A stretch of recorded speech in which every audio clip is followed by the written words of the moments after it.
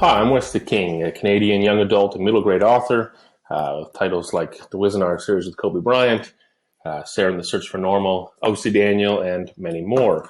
And I'm here to tell you a little bit about what I do, challenges I faced along the way, and a little bit of advice for you if you're interested in following in my footsteps and becoming a full-time professional writer. So to start with, how did I get into the career? On an educational sense, I went to high school in Libya, and then I went to Carleton University for journalism, where I got a Bachelor of Journalism degree. That is not a prerequisite for this career.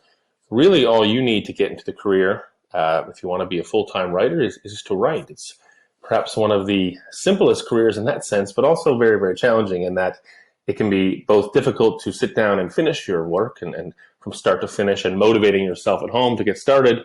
And then it is also quite difficult once you have finished to get your first book published and get started along the way. But so for my journey, while I was in university, I wrote my very first book called The Vindico. I was lucky enough to get that one published, and I've now been a full-time author for about 8 years.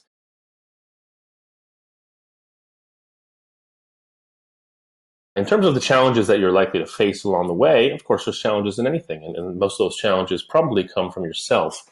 Do I have enough confidence in myself to believe in my idea, to see it through, to get through the times when perhaps I wonder if it's a good book, or perhaps a family member questions if it's a good book? There's going to be lots of times along the way where you question yourself, and then that goes for every career.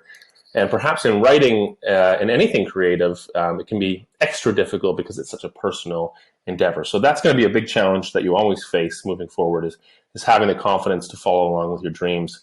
For me, it was simply just being really, really stubborn and just knowing that that's what I wanted to do.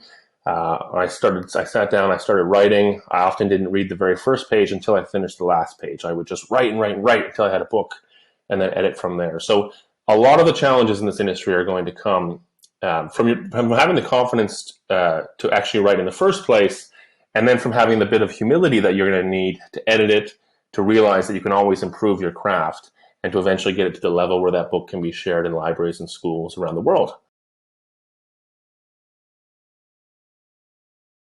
In terms of advice for a student, well, a lot of it would tie into what I just said. The main advice that any writer always gives students who want to write is to read. We read a lot.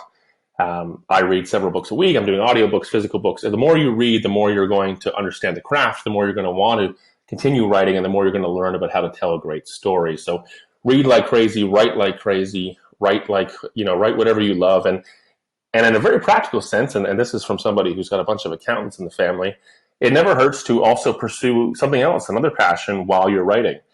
Because you don't necessarily need to go to school for writing.